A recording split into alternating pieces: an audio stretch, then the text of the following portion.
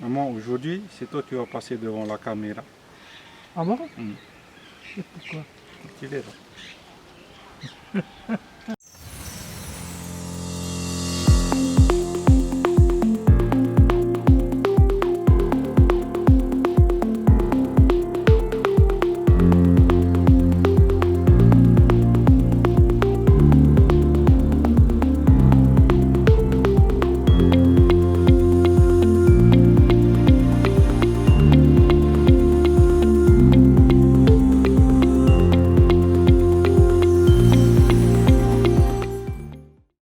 Bonjour, je m'appelle Suzanne Sanfort, née Sanfort, épouse Madame Pater. Je suis née ici à Tahiti, à Papeete. Mais je vis à Montréal, comme j'ai eu un mari de Montréal. Je vis actuellement à Hapti, Montréal, sur le terrain de mon époux décédé.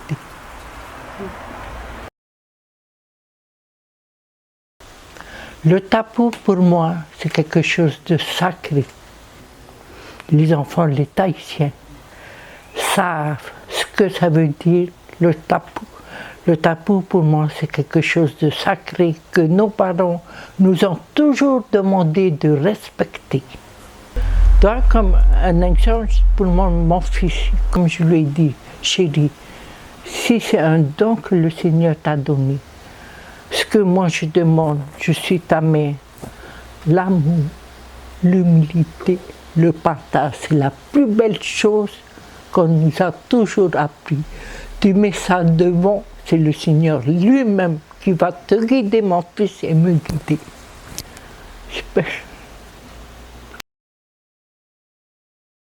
Le mana, c'est le respect de tout, de la nature, de toutes les choses qui nous entourent, que ce soit la nature, la terre, tout. Mana veut dire aussi sacré. Mana veut dire aussi sacré. Parce que, comme ça, un exemple, on va sur un marais, ne marchez pas là. Vos manas, c'est quelque chose de sacré. Le mana veut dire pour moi le plus, c'est sacré, il faut avoir aussi du respect. Parce que dans tous ces mots, le tapu, le mana, le tahoe, pour moi veut dire tous ensemble l'amour. L'amour, l'humilité, le partage, je le dis encore. C'est pas autre chose, c'est tellement simple. Le mana est une énergie forte et vivante. On ne peut pas posséder. Mais c'est quelque chose qui vient de nos ancêtres, qui nous envahit et qui nous guide, cette énergie vivante. Tout va bien. Et moi-même, je suis très bien, qu'on appelle je ne vis pas dans la peur. Au contraire, je suis très sereine avec tout ce qui se passe autour de nous. La raison que je dis je suis sereine, nous sommes bénis. Nous avons un terrain, nous avons un jardin, nous avons des fruits sur le terrain, nous avons tout ce qu'il faut.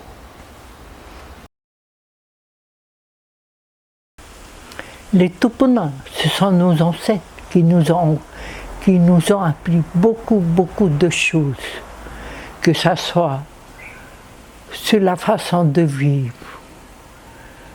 de nos ancêtres, comment aller planter parce que quand on va planter des arbres fruitiers, il faut avoir du respect. Parce que chaque arbre, quand tu vas planter, un exemple, je donne l'exemple que mon père m'a appris. Quand on mettait un rejet de ourou dans la terre, il fallait bien faire le trou, remuer, mettre des cailloux de rivière au fond que ça garde le frais. Avant nos boîtes de conserve, on ne les jetait pas. On gardait, on les pilait, on mettait dedans. Et en dernier, il y avait les troncs de bananier qu'on avait coupés, on mettait. Après, on mettait le rejet de banane. Pourquoi? Pour que cette fraîcheur reste et que ça pousse naturellement. C'est ça que nos parents nous ont appris. Tu vas dans la vallée, nos parents nous ont appris. Il y a le café. Quand on allait cueillir le café, il fallait faire attention. Il ne fallait pas avoir du gaspillage. Mon père nous a toujours appris, quand c'est la saison du café, vous cueillez le café qui est sur l'arbre. Quand le café est en bas, vous laissez. On cueillait tout le café jusqu'à la fin de la saison.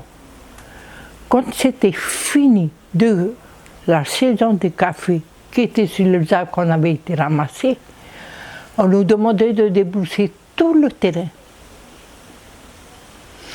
Après, de ramasser les cafés secs qui étaient sous les arbres, les caféiers.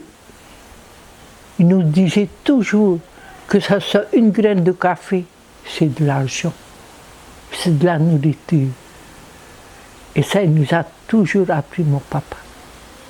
C'était beau.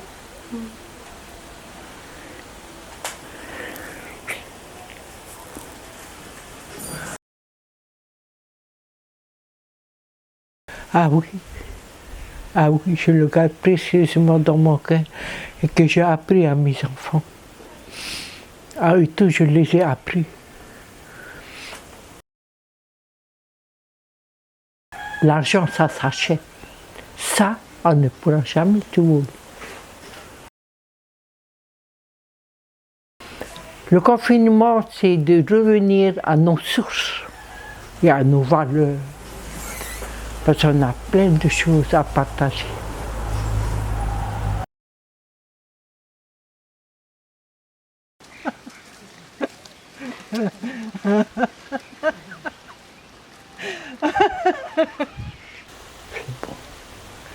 Ça marche? Ça marche.